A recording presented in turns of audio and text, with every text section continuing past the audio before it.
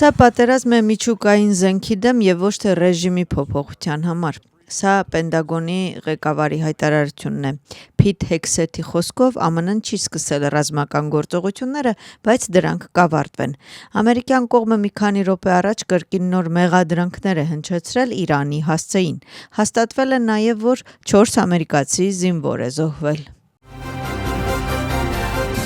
Եվրոպացի առաջնորդներն արձագանքում են Մերձավոր Արևելքում տեղի ունեցող զարգացումներին։ Եվրոպական հանձնաժողովի նախագահը նշում է, որ հակամարտությունը պետք է դադարեցվի դրա ընդլայնումը կանխելու համար։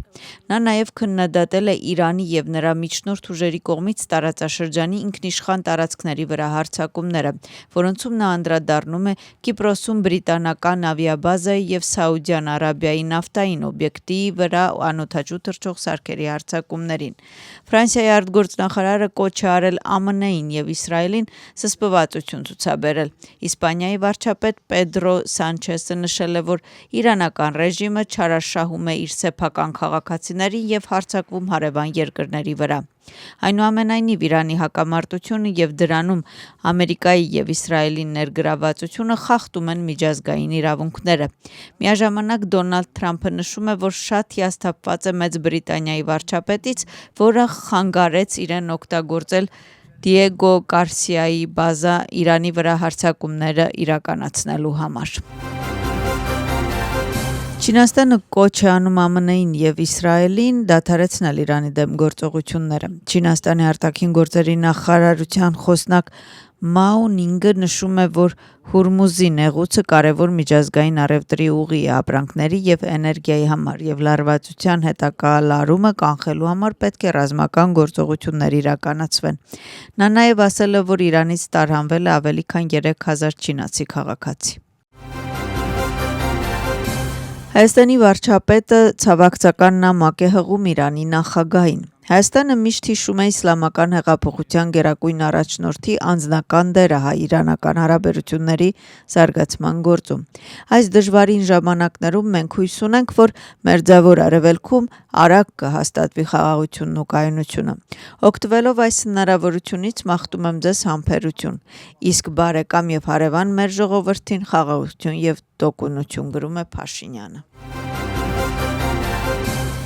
Նավթի գները համաշխարհային շուկայում աճեց 10%-ով։ Brent տեսակի նավթի 1 բարելի արժեքը ներկայումս կազմում է $82։ Վերլուծաբանները կանխատեսում են, որ գները կարող են գերազանցել $100։ Բնական գազի գները բարձրացել է 25%-ով։ Ինչ վերաբերում է թանկարժեք մետաղներին, ապա ոսկու 1 ունցիան արդեն արժի մինչև $5388։ Հարկ է նշել, որ համաշխարհային նավթի 20%-ը տեղափոխվում է Հուրմուզի նեղուցով։ Թբիլիսից եւ Բաթումից դեպի արաբական երկրներ եւ Իսրայել չեղարկվել է մոտ 16 չվերթ։ Թավ Ջորջիայի տվյալներով Թբիլիսից դեպի Թել Ավիվ, Շարժա, Դուբայ, Աբու Դաբի, Դոհա եւ Քուվեյթ չվերթները չեղարկվել են։ Բաթումի միջազգային օդանավակայանում չեղարկվել է նաև դեպի Թել Ավիվ 4 չվերթ։ Չվերթների վերսկսման ժամկետները նախատեսված են Մերձավոր Արևելքում տեղի ունեցող իրադարձությունների դադարումից հետո։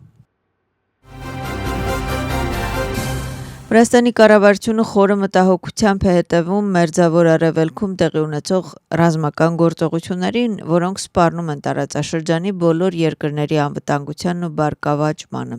Ասվում է կառավարության հայտարարության մեջ։ Մենք մեր ցավակցությունն ենք հայտնում Իրանի ժողովրդին եւ Իրանի Իսլամական Հանրապետությանը, որտեղ ընթացող ռազմական գործողությունները խլել են ամենամեծ թվով մարդկանց կյանք, այդ թվում գերագույն առաջնորդի, այլ քաղաքական առաջնորդների, բազմաթիվ անմեղ մարդկանց եւ տասնյակ երեխաների կյանքեր։ Մենք մեր ցավակցությունն ենք հայտնում մեր բարեկամ հրեա ժողովրդին եւ Իսրայելին ռազմական գործողությունների հետևանքով քաղաքացիական անձանց կորուստի համար։ Վրաստանի կառավարությունը լիակատար համերաշխություն է հայտնում Պարսից ծոցի արաբական երկրներին, որոնց հետ Վրաստանը վայելում է առանձնահատուկ գործընկերություն։ Մենք հույս ունենք, որ մոտ ապագայում Մերձավոր Արևելքում կվերականգնվի խաղաղությունը, ասվում է Վրաստանի կառավարության հայտարարության մեջ։ Վրաստանի վարչապետը հեռախոսազրույց է ունեցել Արաբական Միացյալ Էմիրությունների նախագահի հետ։ Տարածաշրջանում վերջին զարգացումների լույսի ներքո ես հայտնել եմ իմ անկեղծ համերաշխությունը եւ հույսը, որ կհաստատվի երկարատև խաղաղություն։ Ես նաեւ նշել եմ, որ մենք բարձր ենք գնահատում Վրաստանի եւ Արաբական Միացյալ Էմիրությունների միջև հատուկ բարեկամությունը, գրել է Իրակլի Կոբախիձեն։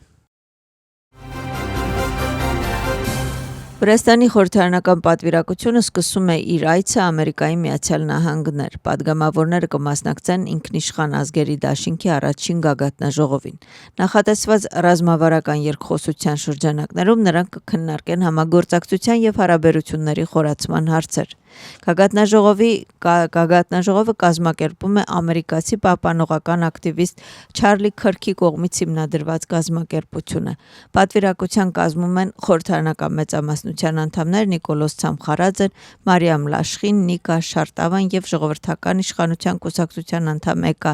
Սեփաշվիլին։ Վրացական կողմը հանդիպումներ կունենա ինչպես կոնգրեսի, այնպես էլ գործադիր իշխանության պաշտոնյաների հետ։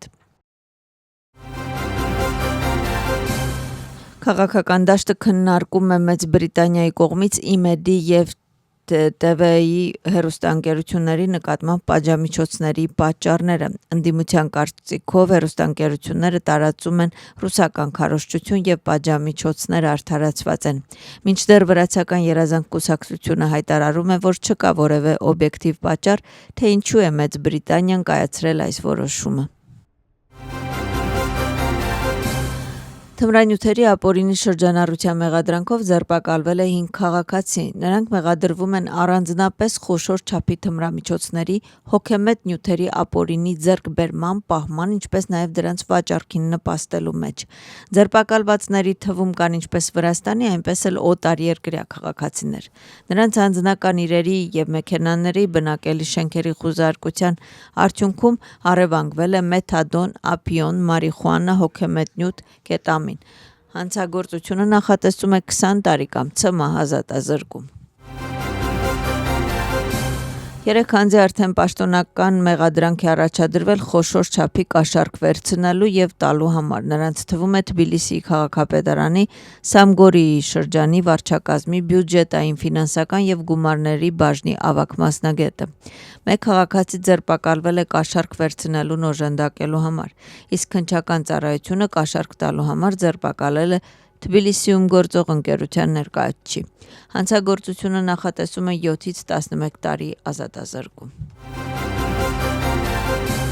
Վրաստան-Դանիա բասկետբոլի խաղի մնացել է քիչ ժամանակ։ Սա աշխարհի առաջնության որակավորման փուլի 4-րդ խաղն է։ Հաղթանակի դեպքում մեր թիմը կնվաճի հաջորդ փուլի ուղեգիր։